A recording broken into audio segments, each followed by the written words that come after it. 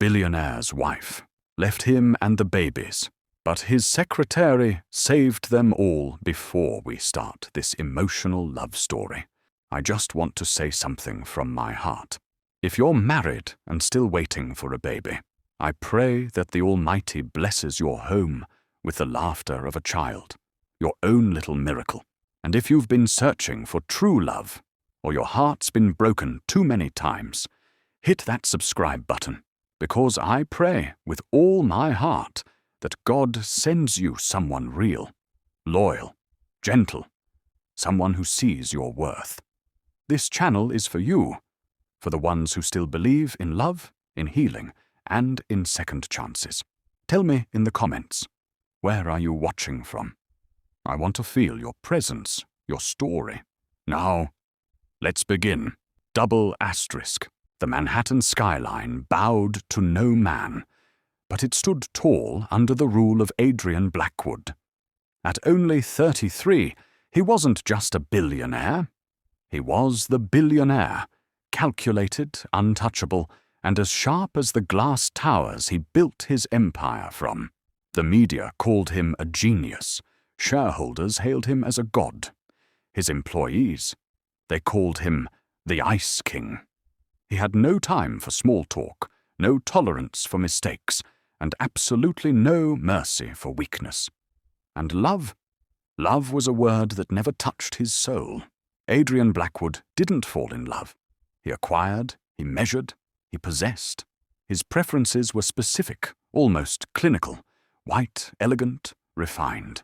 Women, to him, were like rare art, pristine, pale, and perfect under the right lighting. He didn't hide his tastes either.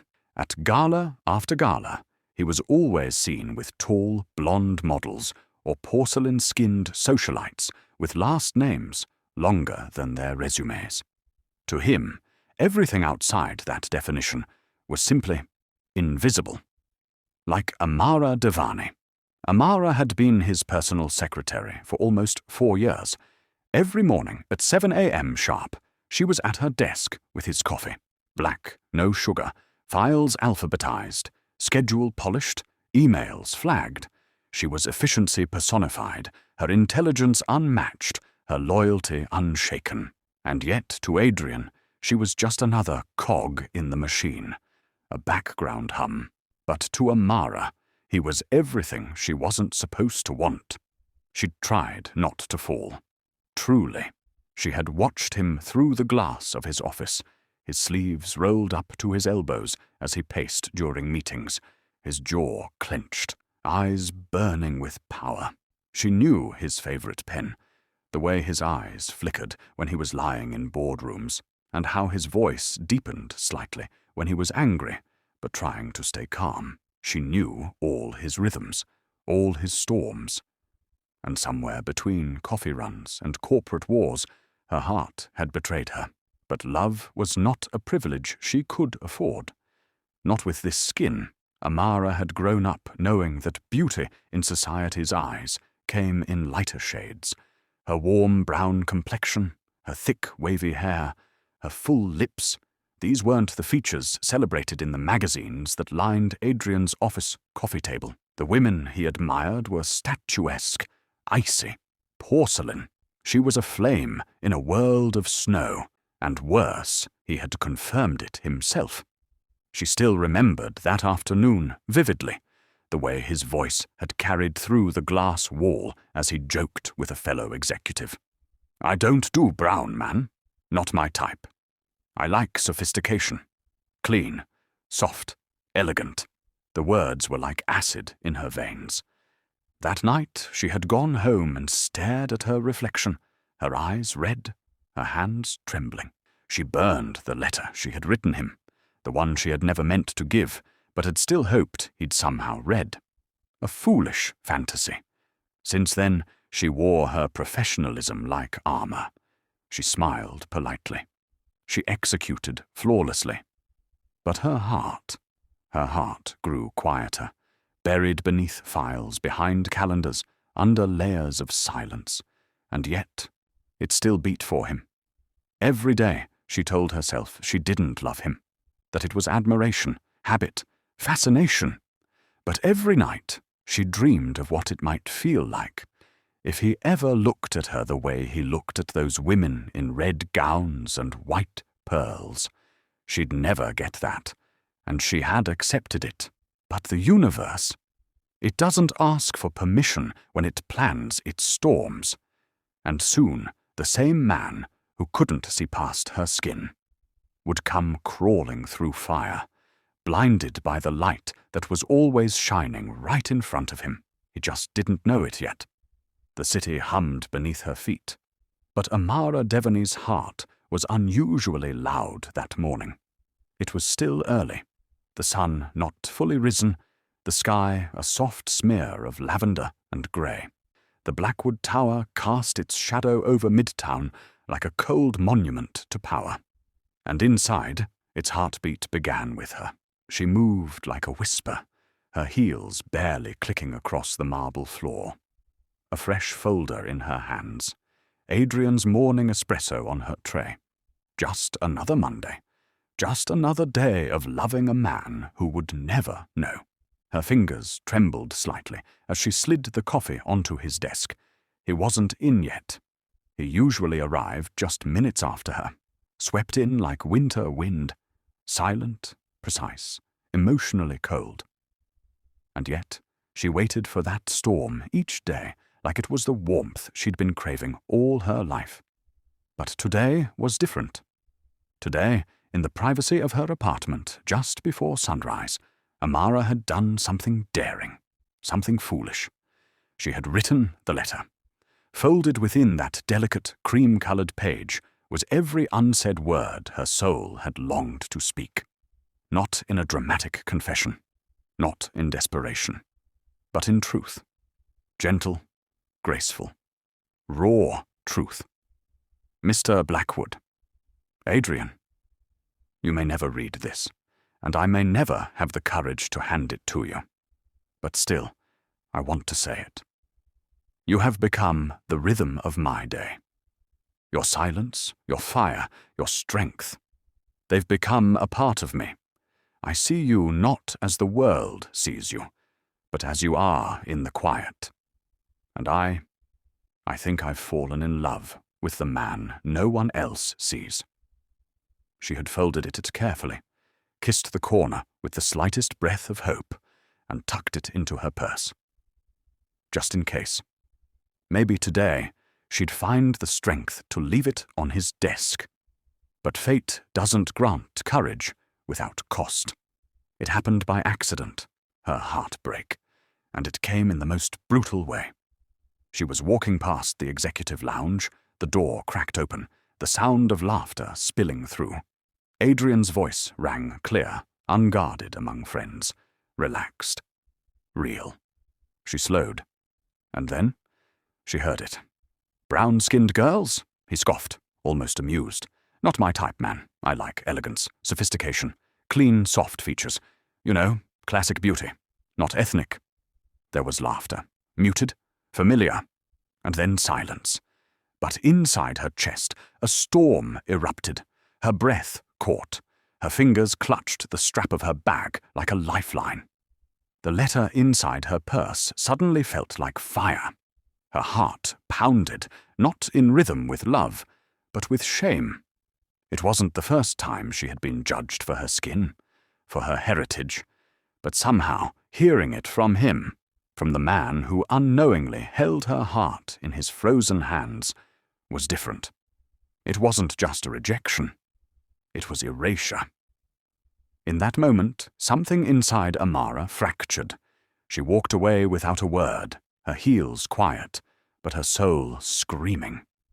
The letter burned in her purse. By the time she reached the restroom, tears had already started to gather in her eyes.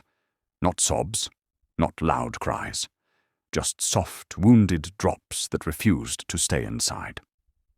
In the mirror, she looked at herself. Her reflection had never lied. Golden brown skin kissed by generations of sun. High cheekbones her grandmother once called regal. Thick waves of hair that refused to conform. She saw the sadness in her eyes, the same sadness that had followed her from childhood. She wasn't enough. Not for him. Not for his world. She reached into her purse with trembling hands, pulled out the letter, and tore it in half. Then again, until it was nothing but soft confetti in her palms, fragments of a love that never got the chance to bloom. She flushed them down the sink, along with her last ounce of foolish hope. From that moment, she made a decision. She would no longer let her heart lead. Not for him, not for anyone. Her love, her softness, her yearning, they had no place in this world of steel and glass. She returned to her desk with a face carved from calm, the same calm she would wear for years. When Adrian walked in minutes later, looking flawless in his charcoal suit, she greeted him with a smile, as if nothing inside her had just died. "Good morning, Mr. Blackwood. Your schedule is on the desk. Your 9 a.m. has been moved to 10. I've cleared your afternoon for the investor call." "Thank you, Amara," he said, glancing at her briefly, not seeing her. Not really. "You're welcome, sir." And that was that. The Ice King remained untouched, and the woman who loved him. She became his shadow, invisible, indispensable, unforgettable only to herself. But deep inside, behind her polished exterior, behind the efficient files and the clipped tones and perfect posture, her heart still whispered his name. Only now, it whispered it behind locked doors. Every day, she watched him laugh with white women in silk dresses, brush off flirtations with easy smiles, and walk past her like she was just air. And yet, she stayed. Because love, the real kind, doesn't just disappear when it's wounded. It hides, it waits, it bleeds in silence. And sometimes it becomes the quiet strength that one day saves a man's soul. The ballroom glowed like a dream. Chandeliers spilled diamonds of light over the crowd. Champagne flutes clinked. Cameras flashed. The scent of orchids and expensive perfume clung to the air like invisible silk. Every detail had been planned with ruthless precision. And in the center of it all, Adrian Blackwood, dressed in a midnight blue tuxedo, stood like a king. But even kings had something to prove. He raised his glass and gave a rare smile. "Ladies and gentlemen," he began, his voice as smooth as the scotch in his hand, "I want you to meet someone very special." Heads turned, eyes widened. A hush swept across the room like wind through glass. She appeared at the top of the staircase, like a scene from a movie. Lena Whitmore, tall, blonde, radiant. She descended with poise that could silence hurricanes. The silk of her ice-blue gown shimmered like starlight. Her skin was moonlight, her lips a perfect crimson curve. She wasn't just beautiful, she was flawless. Adrian offered his hand. She took it, and the crowd erupted in applause. "My fiancée," he said, pulling her gently to his side.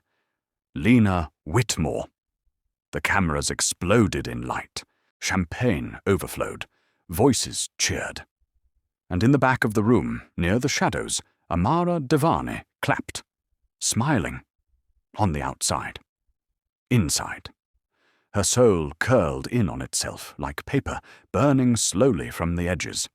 She had arranged everything. The guest list, the lighting, the flower arrangements, the pianist, even the color palette of the dessert table. The fairy tale party belonged to someone else, but it was her hands that had built it, like always.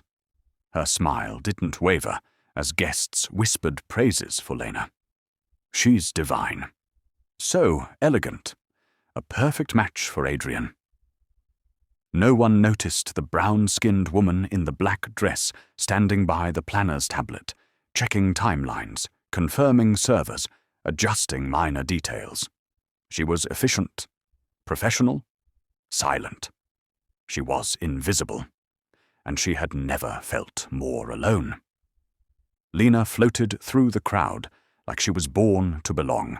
She laughed at the right moments, kissed Adrian's cheek just enough to stir envy, not scandal.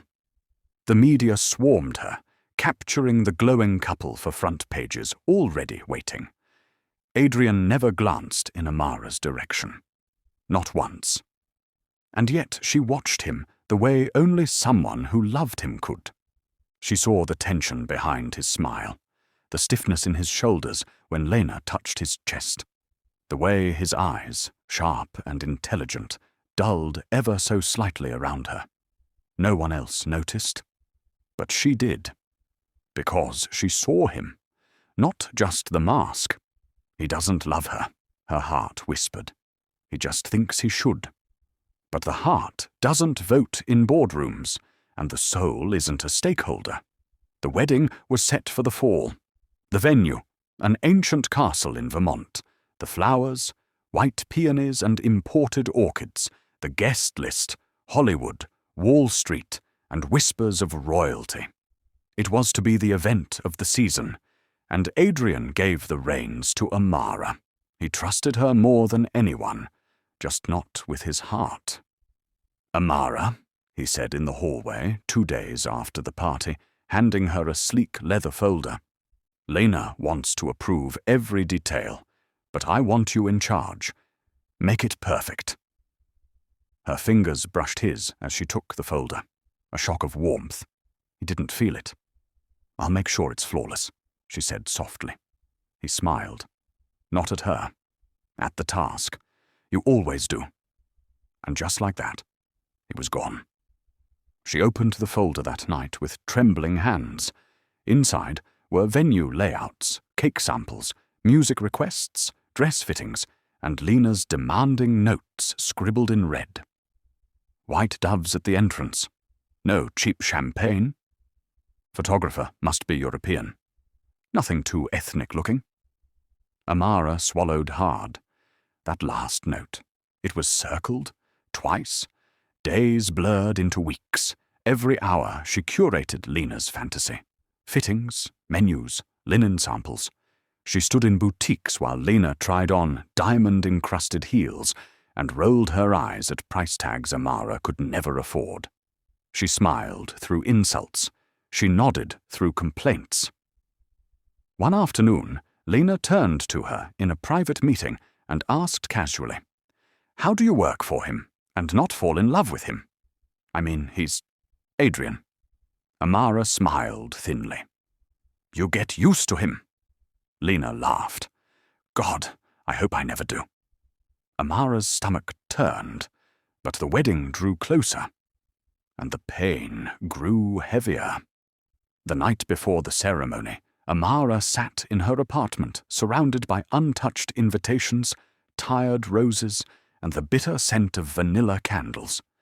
She held a pen in one hand, a champagne glass in the other. Her eyes were red, but dry. She had no more tears left. The man she loved was marrying someone else. A woman who didn't see his storms, who didn't know how his voice lowered when he was afraid, who didn't stay up all night organizing his chaos, holding his life together piece by piece. She had loved him quietly, and tomorrow she would give him away. The wedding was a spectacle. Photographers swarmed like bees. Lena walked down the aisle in a custom gown worth 6 figures. Adrian waited, stoic, beautiful, unreachable. The vows were perfect. The kiss rehearsed, the crowd tearful. And Amara stood at the edge of it all, watching history write itself in gold and ice. Not everything beautiful is pure. She could see it already. Lena's gaze, sharp and cold beneath her charm, her flirty glances to other men, her subtle power games. But Adrian didn't see. He was too enamored with the idea of perfection. As they danced their first dance under the stars, Amara turned away. She had buried her heart. But one day, the truth would rise, and when it did, even the Ice King would burn. The delivery room was bathed in soft white light, beeping monitors, gloved hands, a sterile scent of antiseptic. But in Adrian Blackwood's chest, something bloomed that no machine could measure. He stood frozen as two cries filled the room, sharp and beautiful, like music to a man who never believed in magic. A nurse handed him the first child, a girl, tiny and warm, her face scrunched like a peach. Aria. Another nurse followed with the boy, heavier, louder, already a fighter. Luca. Adrian held them both, stunned, breathless, heart overflowing. For the first time in his life, he wept. He turned to Lena, who lay on the hospital bed, her hair styled even in labor, her makeup barely smudged. She gave a tired smile, eyes barely meeting his. "We did it," he whispered. She nodded faintly. "Yeah, we did." But beneath her mascaraed lashes, her thoughts were far away. The next few weeks passed in a blur of lullabies and business meetings. Adrian split his time between boardrooms and bottle feedings. Aria liked music. Luca liked to cry. He was exhausted, but exhilarated. He believed this was the life he was meant for. Lena, however, drifted. She handed off the babies to nannies with cold precision. Rarely stayed in the nursery longer than 5 minutes. Her arms stiff, her voice clipped. She refused to breastfeed. "I'm not a cow, Adrian." She slept in the guest room. "They cry too much. I need sleep." He didn't argue. Not at first. He figured motherhood was harder for her. He made excuses, blinded by beauty and distracted by endless meetings. But Amara noticed. She noticed when Lena arrived late to family photo shoots, when she booked solo spa weekends the same week as the twins' vaccinations, when her clothes reeked of perfume that wasn't hers, when she returned from charity events wearing lipstick shades she never wore during the day. Amara kept quiet. It wasn't her place.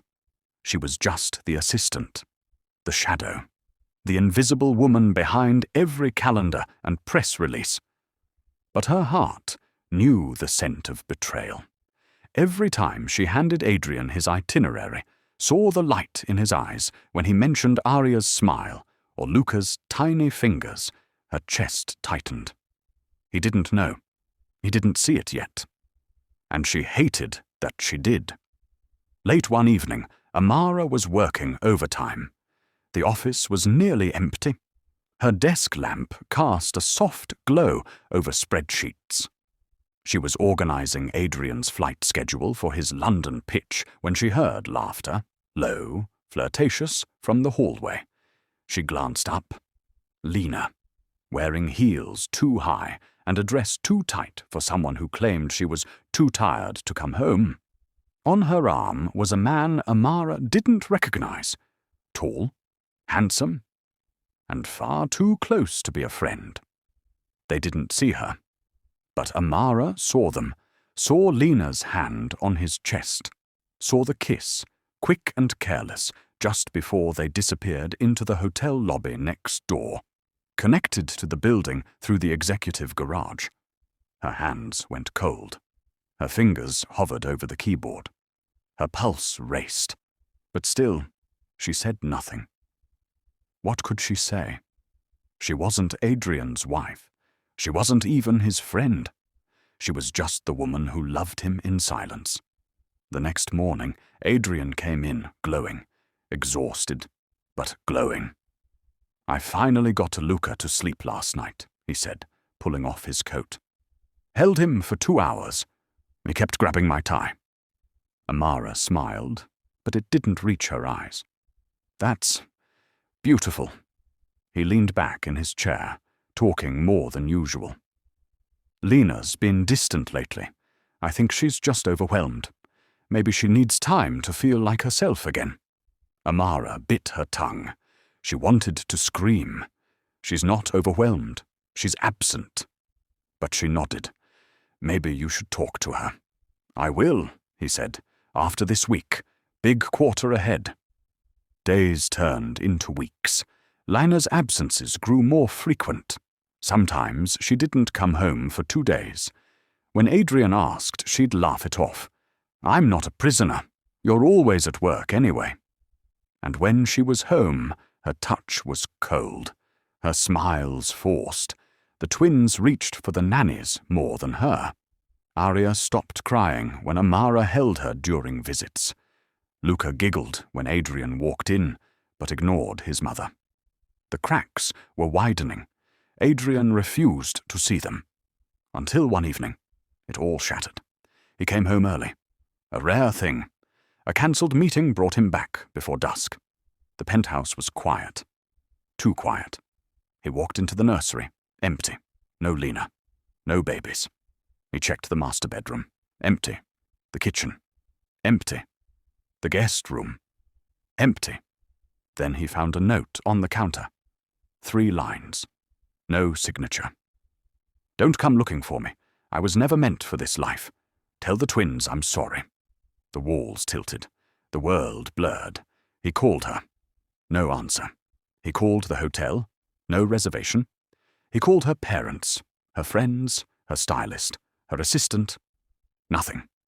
By morning, it was in the tabloids. Lina Whitmore spotted in Rome, with billionaire hotel heir. A photo accompanied the headline. Lina in sunglasses, kissing a man on a yacht. Carefree. Wild. Gone. The story spread like wildfire. Adrian didn't speak for 2 days. He shut himself in the nursery, holding Arya and Luca as if letting go meant losing everything. He ignored calls, missed meetings. Nannies quit from the pressure. Bottles piled up. The babies cried, and he cried with them. Amara found him on the 3rd day. He was on the floor, suit wrinkled, eyes bloodshot, hair dishevelled. Luca in one arm, Arya in the other. Both babies were asleep.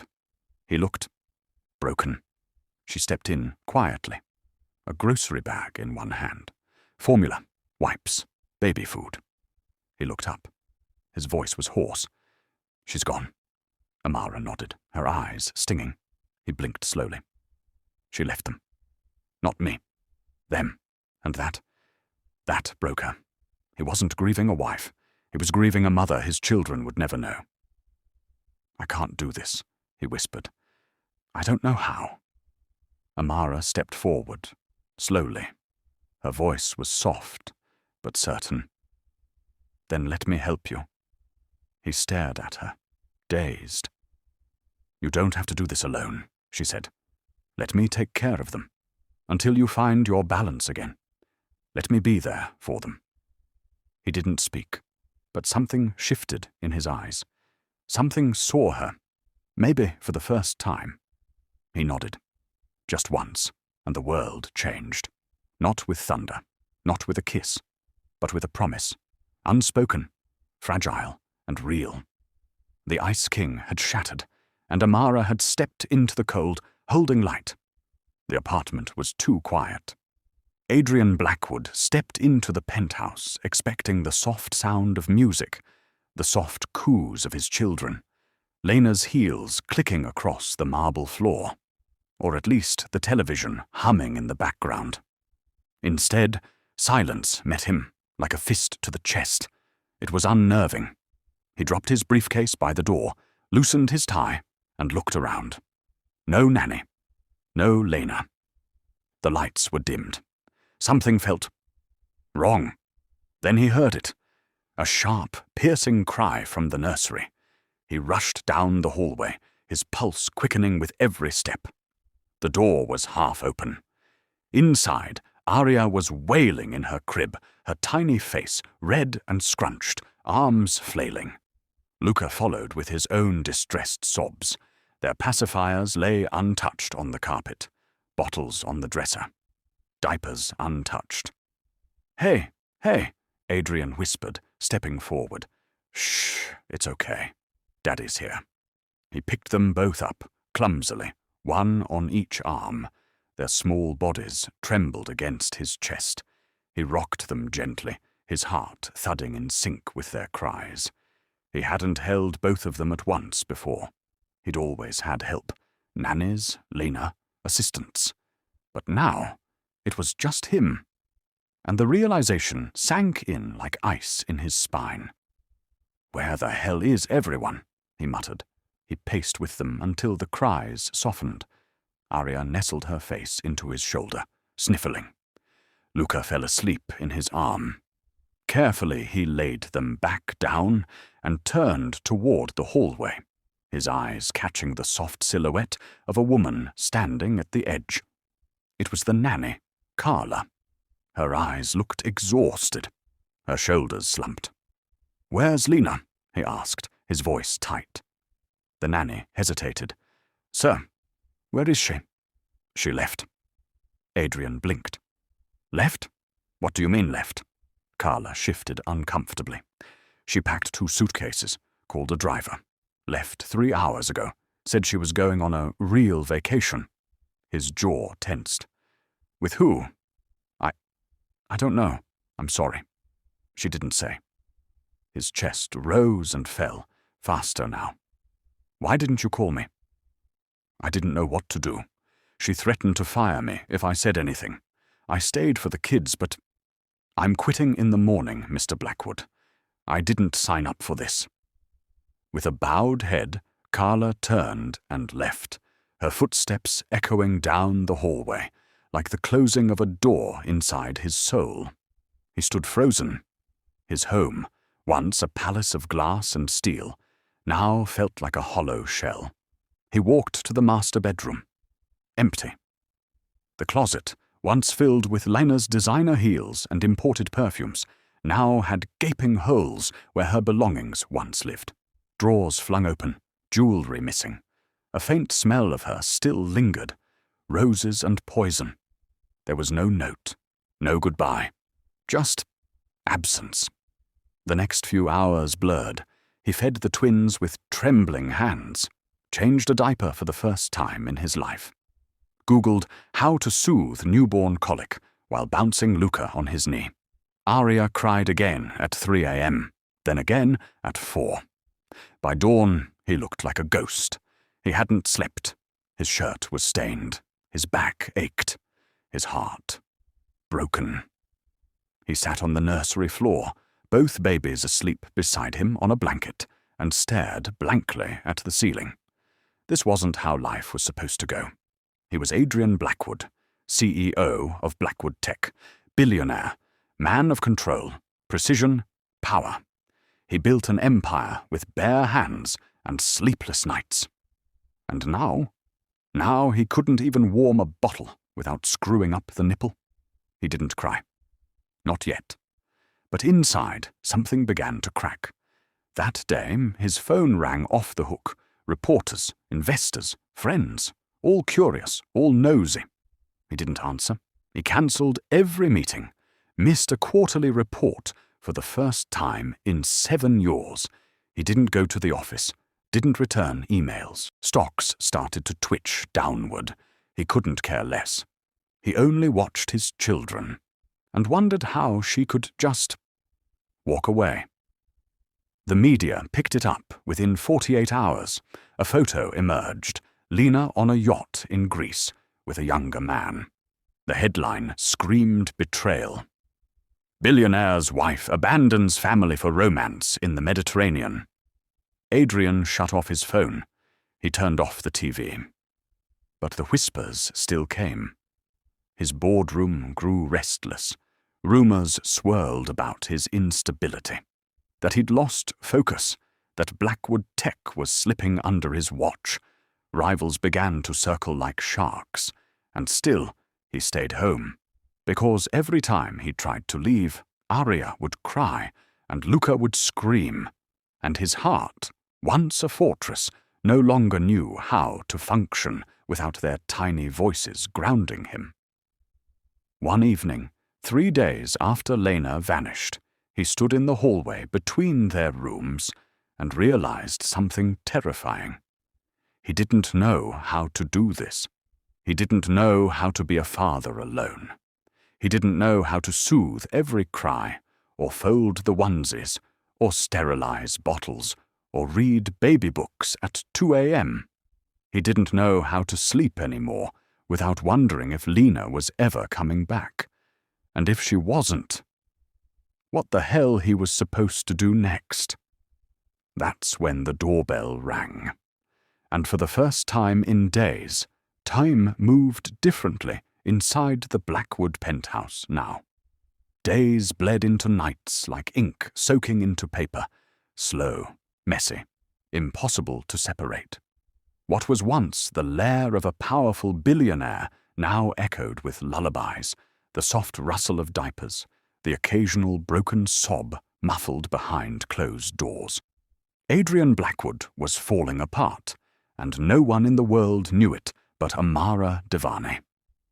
In the early days of Lena's disappearance, the media buzzed like flies over a fresh wound. News outlets speculated on the scandal. Socialites whispered about the downfall of the Ice King. But what no one saw, what no one dared to ask, was how a man so emotionally frozen could break so completely. Because Adrian had broken, he stopped going into the office. Board meetings came and went, unacknowledged. Billion-dollar deals fell through without a single word from him. Blackwood Tech, once a monument to relentless ambition, began to bleed slowly and quietly. Investors pulled back, partnerships stalled, the executive board whispered about incompetence, about removal. But no one dared to challenge Adrian directly. No one could reach him, except her, Amara. She had started picking up the slack at first just to help, to stabilize the company, while the man she still secretly loved vanished behind nursery doors and grief. She coordinated meetings, soothed panicked department heads, made decisions that no assistant should have to make. But her instincts were sharp, her voice steady. She saved more than a few contracts from slipping away. And yet her thoughts were never far from Adrian. Every morning she'd refresh the security feed just to make sure the penthouse lights turned on. Every night she'd check her phone, hoping, praying for a message from him. But silence answered back. Until one morning, Amara stood in the boardroom, facing 7 of the company's top executives. A quarterly report lay on the polished table, bleak, unimpressive. "The CEO hasn't shown his face in 3 weeks, barked the CFO, a sharp-nosed man with no patience. "We're running blind." "Someone has to take responsibility," snapped the head of development. "This company isn't a daycare center.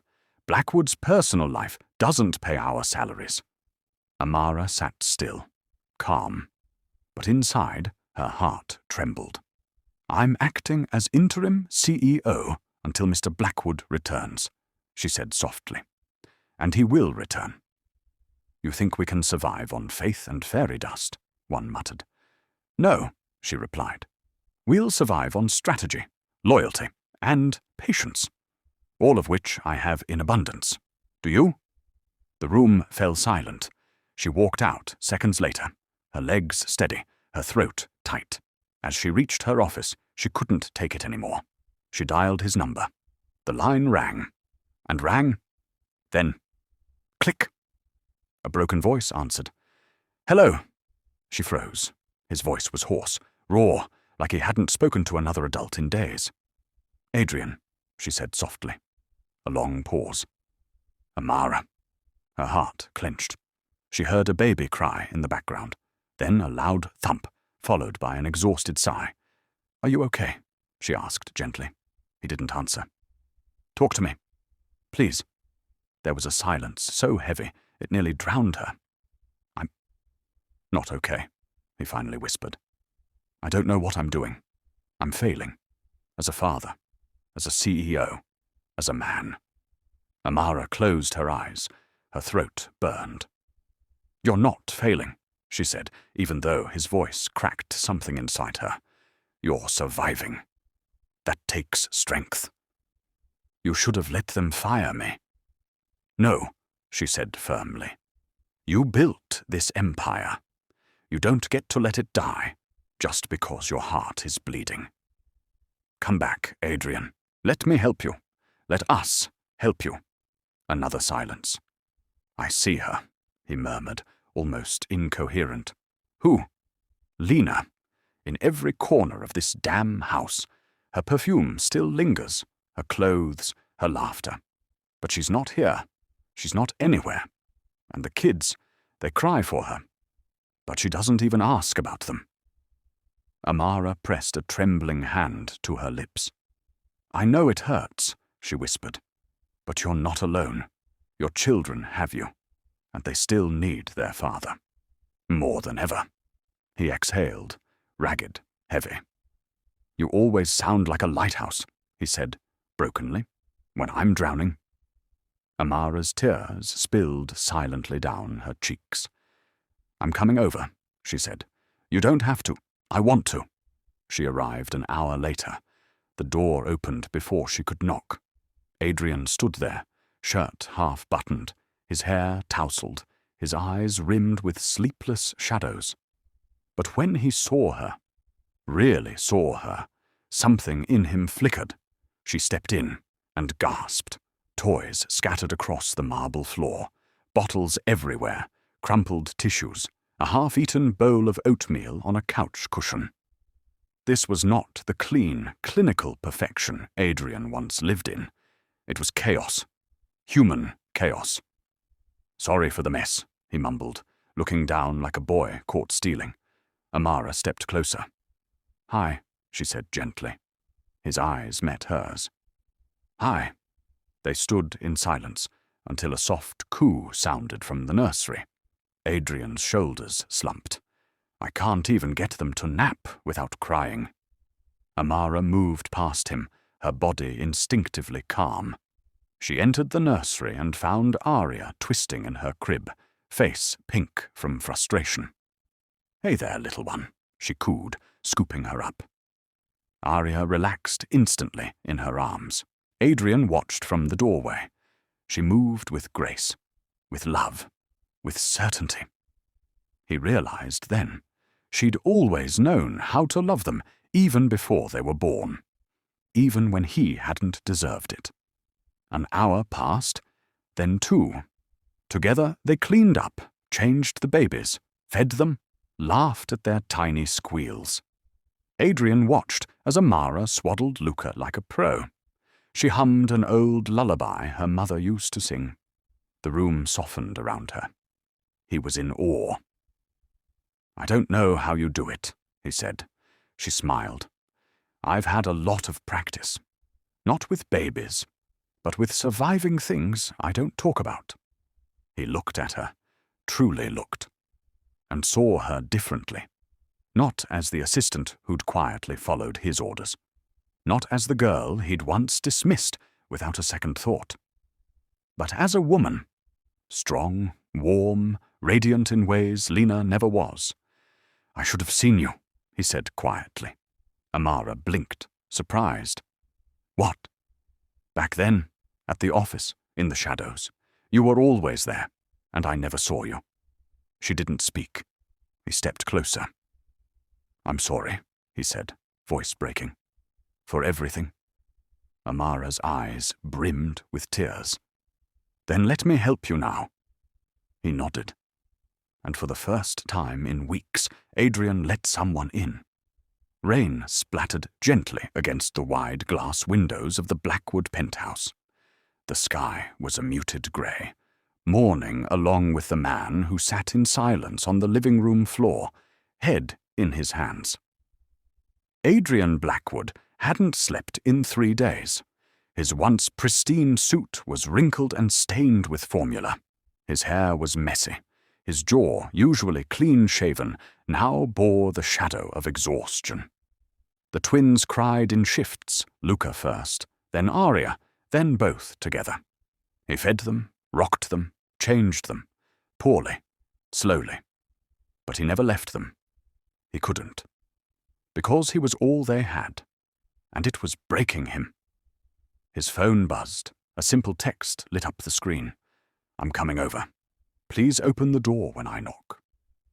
Adrian stared at it, heart pounding. He hadn't seen Amara in days. Her voice on the phone yesterday had pulled something inside him. Some string tied to a warmth he hadn't felt in years. He didn't deserve her kindness, but a piece of him desperately wanted it. 10 minutes later, the knock came. He opened the door, and there she was. Amara, still beautiful in her modest cardigan and jeans. No makeup, no designer labels, just warmth in her eyes and strength in her spine. She took one look at him, then at the crying twins behind him, and walked in. Without judgment, without hesitation. She set down the bag on her shoulder and looked him in the eye. "Adrian," she said softly, kneeling beside him, "if you don't mind, I'd like to take care of your babies, like a mother would." He blinked at her, stunned. "I what?" he asked, his voice hoarse. She reached for Luca, who was red-faced and wailing in his playpen. Her touch was gentle, practiced. She bounced him lightly, whispering soothing words in a language Adrian didn't recognize. "I've seen the way they look at you," she continued, holding the baby against her chest. "They trust you. They need you. But you're exhausted. And if you keep going like this, you'll collapse." "I can't leave them," he whispered. "I'm not asking you to," she replied. "I'm asking you to let someone in. Let me help you. You don't have to do this alone." For a moment, he just stared. No one had ever said that to him before. Not without expecting something in return. Not without conditions. "You'd really do this?" he asked, his voice barely audible. "After everything "Yes," she interrupted gently. "Because love doesn't keep score. Not the real kind." He looked down at her, his eyes filling with tears for the first time since Lena left. "Why?" he asked. She met his gaze. "Because I care, Adrian. I always have. Even when you didn't notice." A long silence passed between them, thick with emotions he didn't have the strength to untangle. Then he nodded. Once. And that moment changed everything. The first night, Amara stayed until nearly midnight. She bathed the twins with warm lavender soap, wrapped them in soft towels, and sang lullabies that melted the tension from their tiny bodies. Adrian watched from the nursery doorway, awestruck. How had he never seen this side of her? The ease, the grace. She moved like she belonged there, like she had always belonged there. After putting the babies to sleep, Amara returned to the living room, where Adrian sat with a mug of untouched coffee. She sat beside him, careful not to crowd him. "Thank you," he said, breaking the silence. She shook her head. "No thanks needed." He glanced at her hands, small, delicate, but firm, capable. "You were always this strong." She smiled sadly. "Always. You just never looked past the surface." He winced. "I was wrong about so many things." "Everyone has blind spots," she whispered.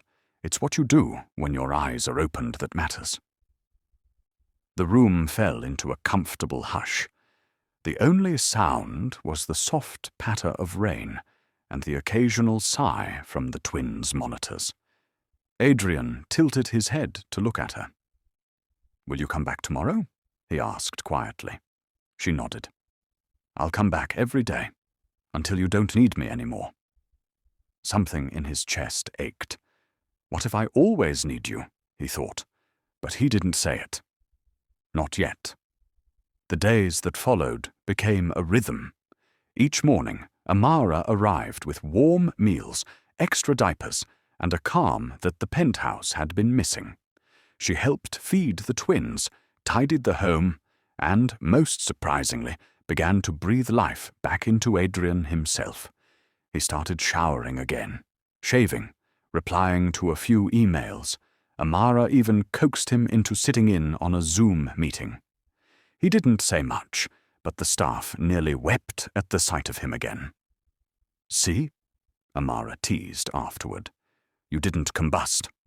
"I nearly did," he grumbled, but she caught the flicker of a smile beneath his sarcasm. He was healing, and she was the balm. One night, after the twins had fallen asleep in their cribs, Adrian brought out an old photo album. "Found this in Lena's closet," he said, placing it between them on the couch. "Thought I should see if there was anything real in it." Amara hesitated. "Do you want me to go?" "No," he said quickly. "Stay." They flipped through the pages together. Wedding photos, hospital pictures with the twins, candid shots of parties. But Amara noticed it before he did. Lena's smile never reached her eyes. She was present, but never in the moment. Always looking at the camera. Never at the people. Adrian exhaled heavily. "I really thought I loved her." "I believe you did," Amara replied softly. "But sometimes, love is just a projection of what we want someone to be." He closed the album slowly. "Then what is real love?" he asked, his voice low. She looked at him. "Real love is showing up, every day, even when it's hard, especially when it's hard." He swallowed. "Then you've loved me longer than anyone else ever has." Silence. Raw, tender, electric. He reached for her hand, but stopped halfway. She looked down at his fingers. Strong. Trembling. Then she took his hand in hers. And for the first time in weeks, he exhaled without pain. The Blackwood penthouse, once a cavern of cold elegance, had started to hum with life. Gone were the days of hushed silence and sterile surfaces. In their place came soft lullabies drifting down the halls, the giggles of babies echoing through sunlit rooms, and the scent of warm milk and lavender baths. Amara Devani had taken charge, and not because someone asked her to, because her heart didn't give her a choice. She arrived every morning before sunrise, slipping quietly through the doors with a diaper bag in one hand and fresh muffins in the other. The first thing she always did? Check on the twins. She'd kneel beside their cribs and whisper gently, "Good morning, little miracles." Arya would blink sleepily before breaking into a gummy grin. Luca would reach out, cooing softly, tiny fingers curling around hers like they'd known her for years. To them, she was home. Amara didn't just care for them, she loved them. And love had a rhythm. She bathed them in warm water, adding a drop of chamomile oil that helped them sleep. She rubbed their tiny backs with lotion, humming a tune from her childhood in Hindi, a lullaby her mother once sang to her on hard days. She fed them herself, patiently spooning pureed peas or mashed bananas while Luca made a mess and Arya insisted on holding the spoon. Their giggles became the music of her days, their smiles, the light of her nights. She talked to them constantly, narrating everything she did. "Okay, Arya, today we're going to try these cute little pink socks. And Luca, if you pull my hair one more time, we're having a serious talk." Adrian would often pause in the hallway, frozen, just to listen. He hadn't realized what a home sounded like until now. One afternoon, he stood at the nursery door, arms folded, watching her wrestle Arya into a tiny yellow dress. Amara laughed breathlessly. "Sweetheart, if you don't stop kicking, this will become a crop top." "She's stubborn," Adrian said, smirking. "Like her father," Amara replied, without thinking, then flushed. I didn't mean—" But Adrian smiled, shaking his head. "No, you're right." He looked down at the floor, suddenly shy. "They've changed me." Amara stood up, brushing her hands on her jeans. "No," she said gently. "They reminded you who you really are." His eyes met hers, and he didn't look away. As days turned into weeks, the shift between them was undeniable. Adrian had begun to live again. He rejoined meetings, virtually at first, then in person. He showered Amara with gratitude in small ways, a new espresso machine in the kitchen. "I noticed you skip lunch just to feed them." Heated footrests by the nursery rocking chair. You spend hours there. And even a quiet bouquet of white tulips one morning with a note that read, "For everything words can't say. But the most beautiful gesture of all." He stayed. He didn't run to his office or hide in his study. He stayed with them. With her. He learned how to change diapers properly, though he still got peed on half the time. He read bedtime stories, terribly but with heart. And sometimes, after the twins fell asleep, he and Amara sat on the nursery floor in soft silence, just breathing beside each other. Something fragile, beautiful, and slow was building between them. One night, after the twins had both finally drifted off, Luca with his usual blanket tucked under his cheek, Arya holding on to Amara's finger in her sleep. They sat on the couch together. Adrian poured her a glass of wine, though she declined with a soft laugh. "I've had enough adrenaline keeping up with them all day." He watched her, that same awe still lingering in his eyes. "How do you do it?" he asked. She shrugged. "Love isn't something you force, it just flows." He hesitated. "I was never taught that kind of love. My world was about control, status, perfection." "And did it bring you happiness?" she asked gently. He thought about Lena, about the coldness of their marriage, the lies, the silence. "No," he said, voice heavy. Amara leaned forward. "Then maybe it's time you start choosing differently." He looked at her, his voice almost a whisper. "And what if I want to choose this?" Her breath hitched, but before she could answer, a cry rang out from the nursery. They both stood at the same time.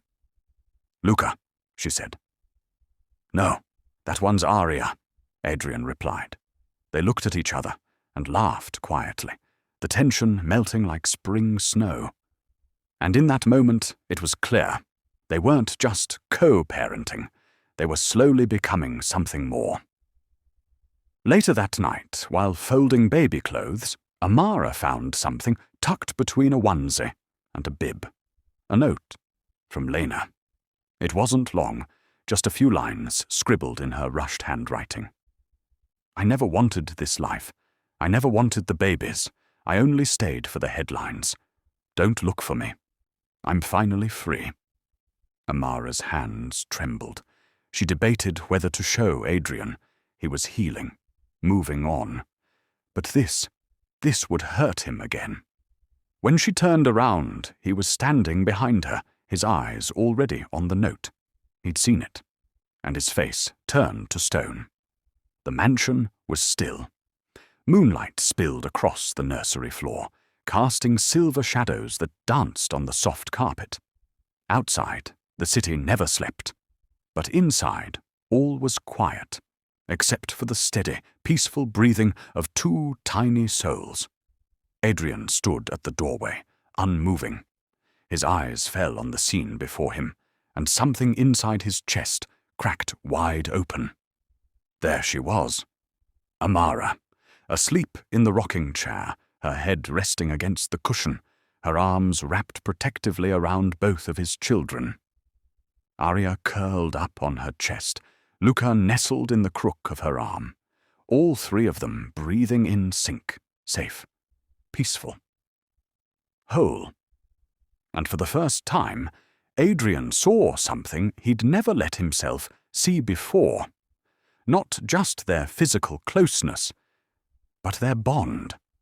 The babies didn't merely tolerate her, they needed her, and she had never once failed them. even when he had. He stepped forward slowly, afraid to wake them, but unable to look away. A soft sob rose in his throat, and he clutched the edge of the crib to keep himself from falling to his knees. "I was blind," he whispered hoarsely. "So damn blind."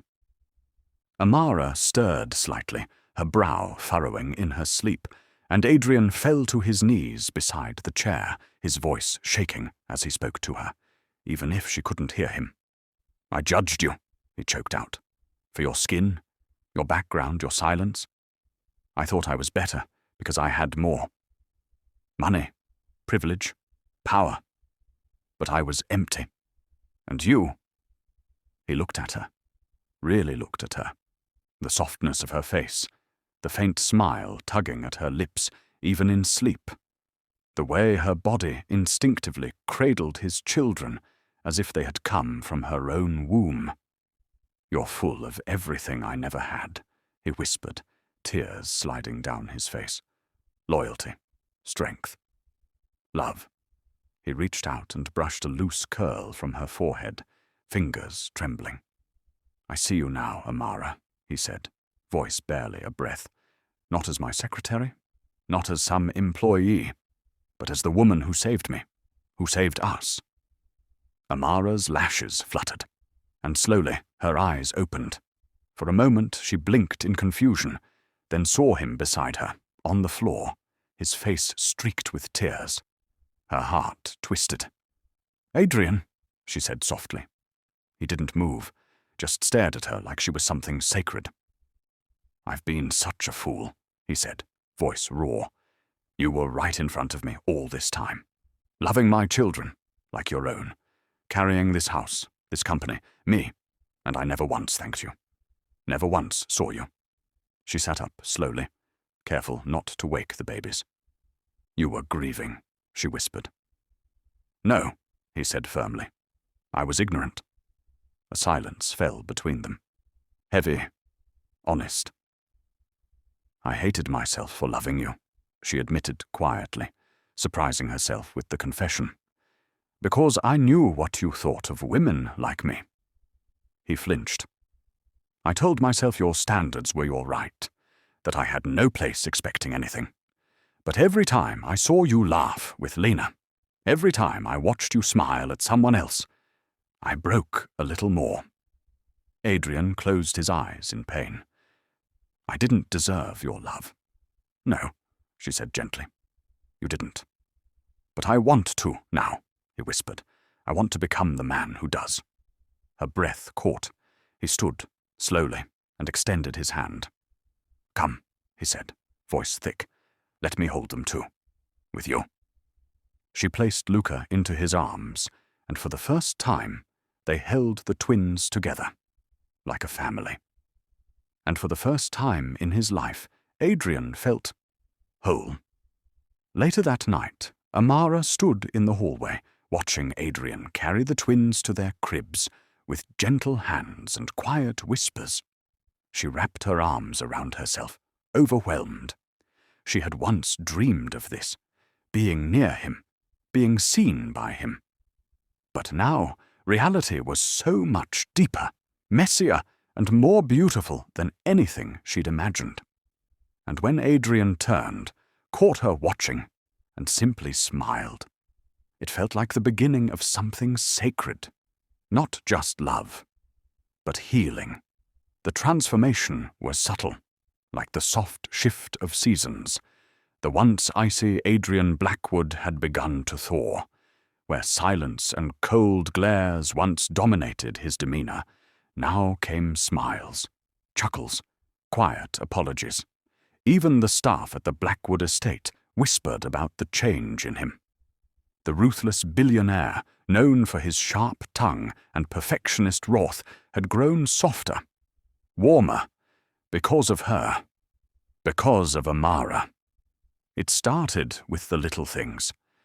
He'd pass her coffee mug to her in the mornings, steaming, just the way she liked it. He'd offer to feed the twins, fumbling adorably with the spoons, chuckling as Lucas spit out his mashed carrots, and Amara teased, "Guess someone's not a fan of Dad's cooking." He no longer rushed out the door in the mornings. Instead, he lingered. He asked about her day. He listened. He watched her, with eyes no longer clouded by prejudice or pride, but with admiration and something deeper. One afternoon, as she rocked Arya to sleep, Adrian approached quietly and draped a shawl around her shoulders. Their hands brushed. He didn't pull away. Neither did she. Their fingers lingered, and their eyes spoke louder than words ever could. One evening, rain drizzled against the wide windows of the estate. The twins had fallen asleep early, worn out from a day of crawling chaos.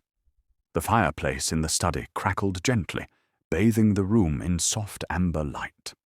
Adrian poured 2 glasses of red wine and sat beside Amara on the couch.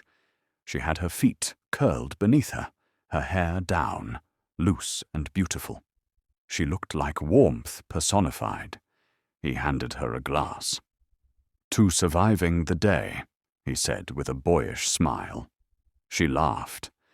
"Barely. Arya bit me twice, and Luca figured out how to throw blocks like grenades." He grinned, watching her with eyes full of something unspoken. "You're incredible with them." "They make it easy," she said softly. "They're little pieces of you." He fell silent at that. A kind of reverence hung between them. And then he turned slightly, resting his elbow on the back of the couch, eyes never leaving hers. "I never thanked you. For everything." Amara looked at him. Her heart pounded. "You don't need to." "Yes, I do," he said. His voice was low, steady, sincere. "For staying, for holding them when I couldn't, for not walking away when I didn't deserve a second glance." She smiled sadly. "I didn't do it for thanks, Adrian." He frowned slightly, head tilting. "Then why?" Her eyes shimmered, her voice barely above a whisper. "Because I still love you." The words fell between them like thunder. And then silence. Heavy, holy, trembling. Adrian's expression broke, like a man hearing a song he didn't realize his soul had been waiting for. He leaned in slowly. She didn't move.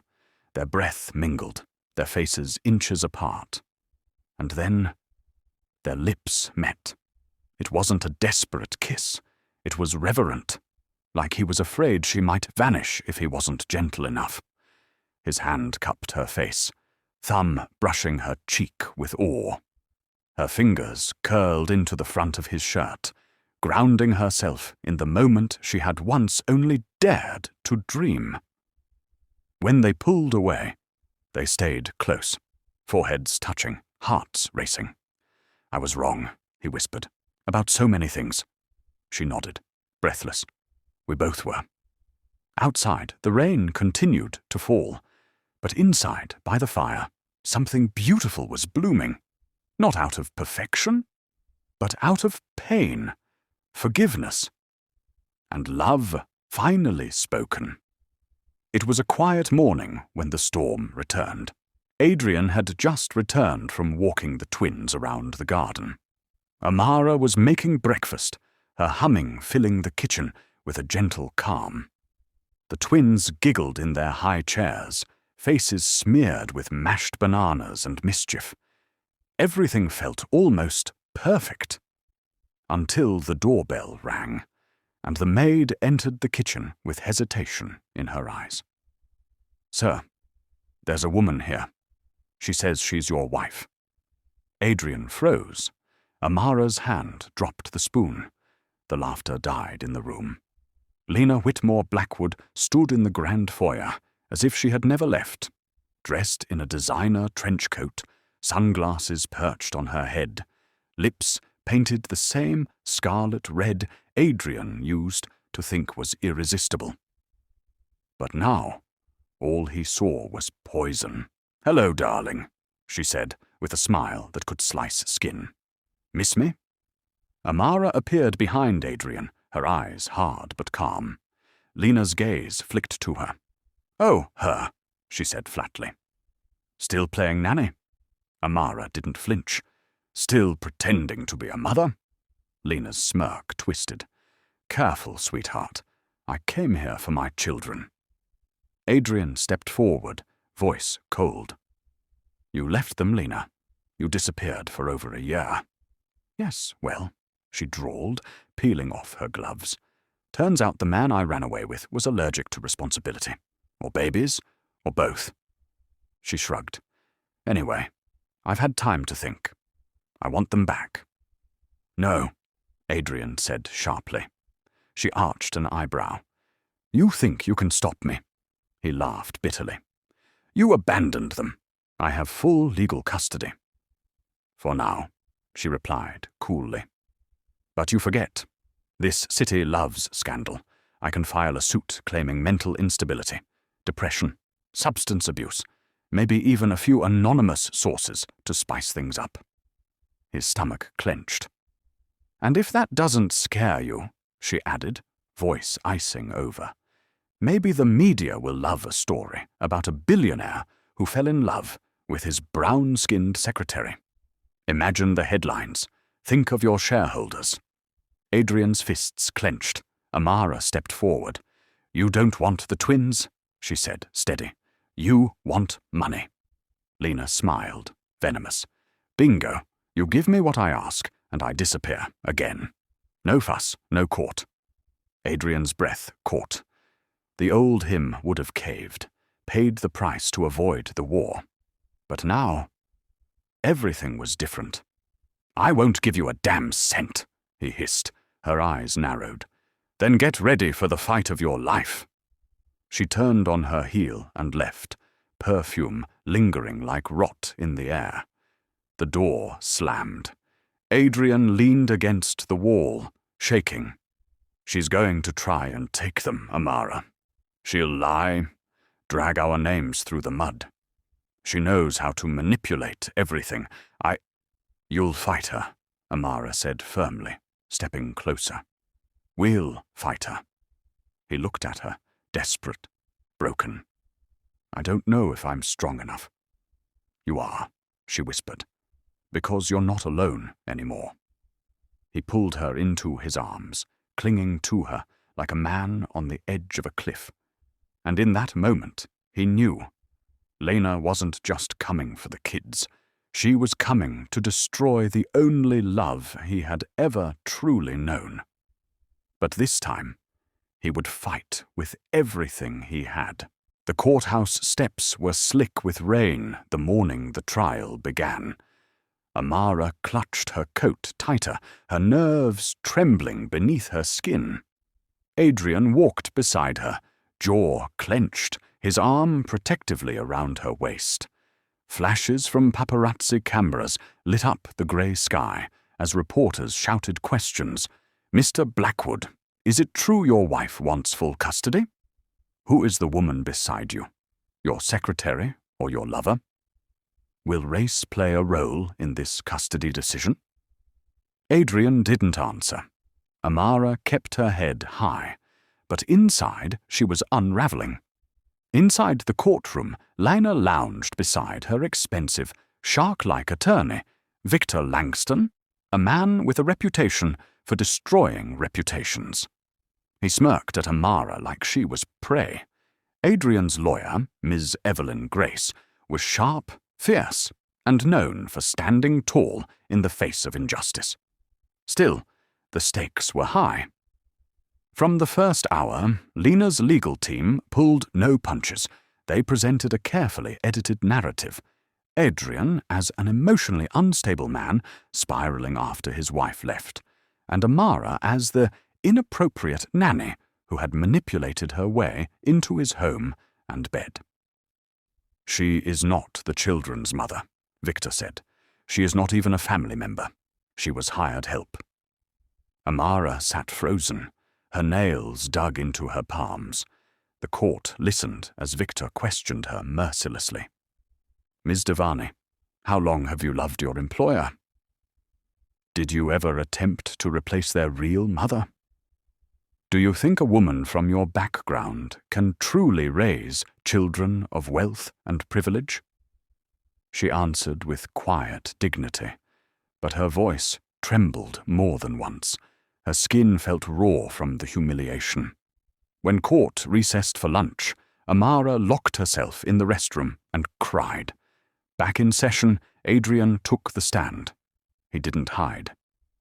I lost myself, he said, but I never lost sight of what mattered, my children. And Amara. Amara saved us. She gave them love when their own mother walked out. I judged her once. I was wrong. I won't let that mistake define their future. Lena rolled her eyes dramatically, but the judge listened intently. Then came the final blow. The judge asked for a private moment with the children, an evaluation of who they bonded with most. Amara was brought into the room with them. She sat quietly as Arya toddled up and tugged at her sleeve. "Mama," Arya said, her voice tiny but clear, "where's my juice?" The room fell silent. Even the court reporter paused. The judge's expression shifted, no longer just formal and detached, but softened, human. Adrian, listening from the hallway, felt tears sting his eyes. Lena's lawyer stammered, "Your Honor, the child is confused." But the damage was done. The truth had slipped out in the most innocent voice. That moment changed everything. The court re-evaluated all testimony. A psychologist brought in to assess the twins testified that both children showed clear signs of maternal attachment to Amara. Lena's erratic behavior, history of abandonment, and recorded hotel escapades, thanks to Adrian's private investigator, were exposed. Her facade cracked under pressure. She shouted in court, raged at Adrian, even threatened to leave the country with the kids if she didn't get a settlement. The judge had seen enough. In the final ruling, custody was awarded fully to Adrian Blackwood, with Amara listed as a legal guardian and maternal figure. Lena was granted supervised monthly visits if she chose to use them. She never showed up. Outside the courthouse, Amara wept, not for victory, but for relief. Adrian took her hand. "You saved my life, Amara. Again." "No," she whispered. "We saved each other."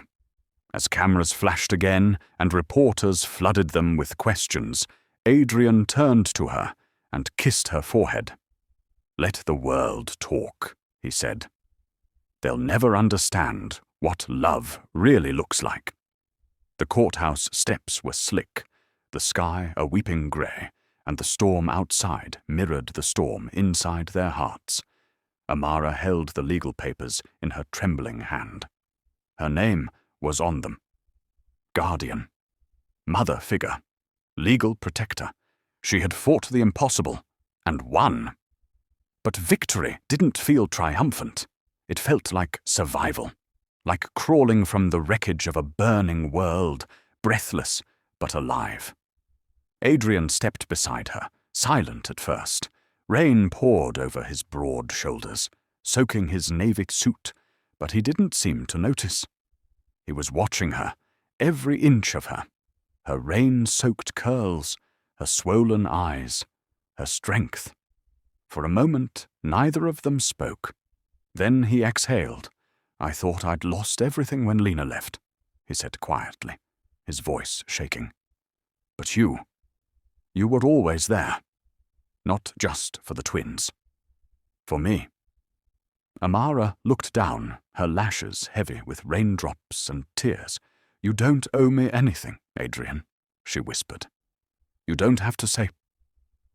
But before she could finish, he dropped to his knees in the rain.